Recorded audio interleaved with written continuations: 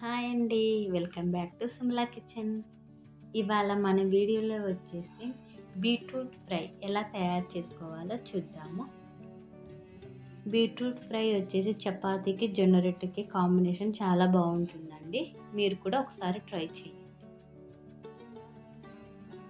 ఇక్కడైతే నేను 1/2 KG beetroot తీసుకుంటున్నానండి.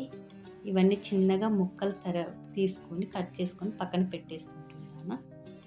తర్వాత ఇక్కడ ఒక ప్యాన్ తీసుకుని ఇందులో కొద్దిగా ఆయిల్ వేసి కొద్దిగా వేడయ్యాక కొద్దిగా జీలకర్ర, ఆవాలు, కొద్దిగా పచ్చిశనగపప్పు, అదేవిధంగా కొద్దిగా మినప్పప్పు యాడ్ చేసుకొని ఇవన్నీ బాగా ఫ్రై అయ్యేలాగా బాగా కలిపేసుకుందాము.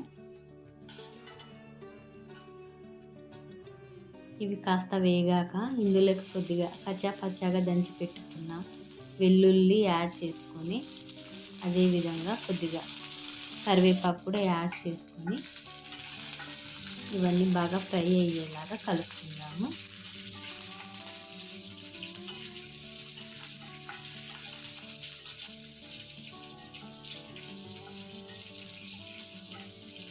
ఇవన్నీ ఫ్రై అయ్యాక మనం ముందుగానే కట్ చేసి పెట్టుకున్న బీట్రూట్ ముక్కలను తీసుకొని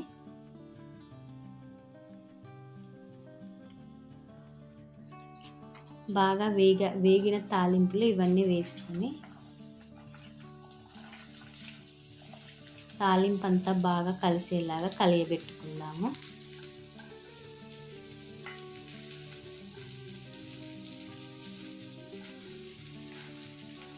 ఇలా తాలింపు అంతా బాగా బీట్రూట్కి పెట్టేలాగా మొత్తం అంతా బాగా కలిపేసుకొని మూత పెట్టేసుకొని ఒక 5 మినిట్స్ ఇలా వదిలేద్దాము.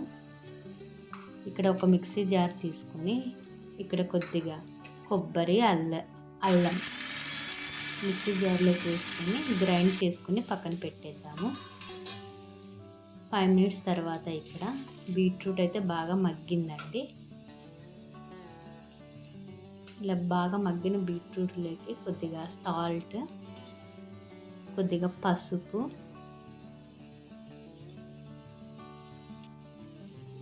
2 స్పూన్స్ చిల్లీ పౌడర్,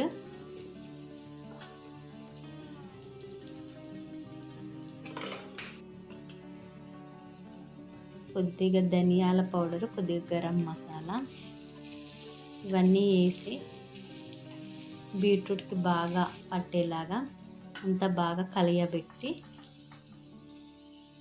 ఒక 2 మినిట్స్ వదిలేసి తర్వాత ఇందాక మనం గ్రైండ్ చేసి పెట్టుకున్న కొబ్బరి, అల్లం పౌడర్ని ఇందులోకి యాడ్ చేసి బాగా కలిపేద్దాము. ఈ మసాలా అంతా బాగా బీట్రూట్కి పట్టేలాగా ఒక 2 మినిట్స్ మూత పెట్టుకున్నాము. ఆఫ్టర్ 2 మినిట్స్ ఇలా మూత తీసేసేసి ఇక్కడైతే మనకి బీట్రూట్ అంతా బాగా ఫ్రై అయిపోయిందండి. ఇలా ఫ్రై అయ్యాక కొత్తిమీర గార్నిష్ చేసుకుందాము.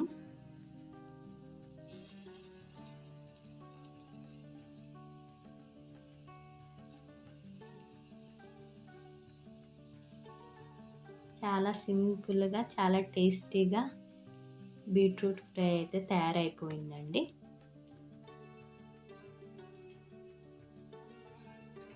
ఇది మనం ఇప్పుడు బౌల్లోకి సర్వ్ చేసుకుందాము.